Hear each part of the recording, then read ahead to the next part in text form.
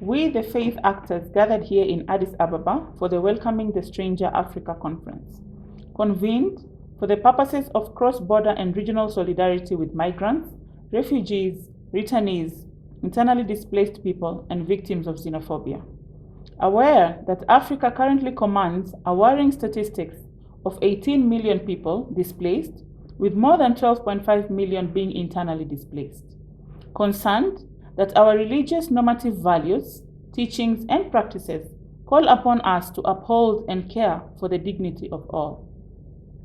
Yet, religious communities in Africa remain on the periphery of strategic policy making, committing to remaining at the front line of defending human rights for all strangers across time and space.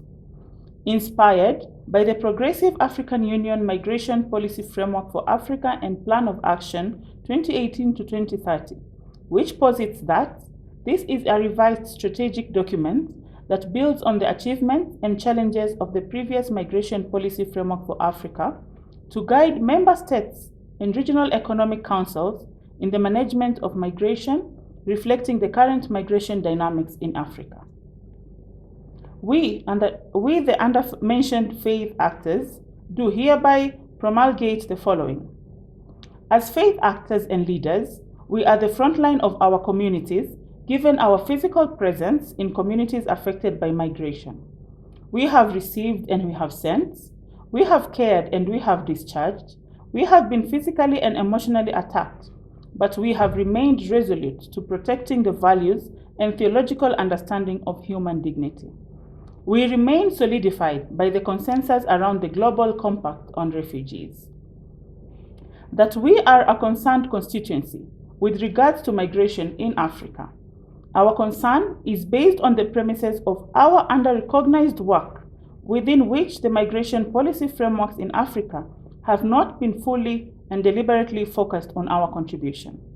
Whilst we recognize that there have been historical lobby and past efforts to engage faith actors and faith-based organizations in publications and research, including the reference paper for the 70th anniversary of the 1951 Refugee Convention, religious actors and the Global Compact on Refugees, charting a way forward among others, there has not been much research conducted to understand the role of faith-based organizations and local religious leaders in Africa at large within the policy formulation team.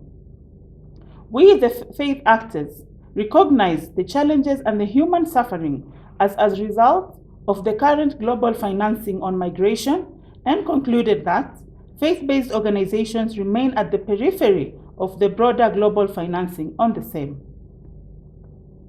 That we bring to the attention that faith-based organizations have been contributing to safe migration, welcoming the stranger, and engaging host communities in many ways, including child protection, education, gender support, promotion of sexual and reproductive health and rights, peaceful coexistence, access to basic services, lobbying and advocacy, communication, and strengthening partnerships.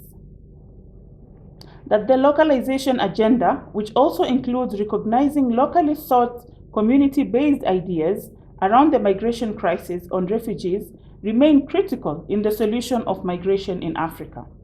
As faith actors and leaders, we affirm our theological teachings and values. Whilst we are cognizant of our different religious backgrounds, we are unequivocal to the fact that all our sacred texts command us to be welcoming strangers in all religious, spiritual, physical inter alia. Love for our neighbor, crying for the earth and the poor, providing a shelter to the needy, and live out our faith. As such, this is our common position. We reaffirm this statement as the basis of our advocacy and position as faith in solidarity. This statement is endorsed by Faith to Action Network, Ethiopian Interfaith Forum for Development, Dialogue and Action, Kenya Muslim Youth Alliance, Muslim Family Counseling Services Ghana, Ethiopian Orthodox Tewahedo Church, Child and Family Affairs Organization, Ethiopian Mulu Wongel Amagna Church Development Commission, Mesereta Christus Church Relief and Development Association, Awalia Relief and Development Organization, Fatima Zahra Women's Organization in Zimbabwe, Catholic Bishop Conferences of Ethiopia, National Muslim Leaders Forum, Kenya, the Ethiopian Baha'i Community in Addis Ababa, African Methodist Episcopal Church, South Africa, and Ethiopian Muslim Development Agency, Ethiopia. Thank you.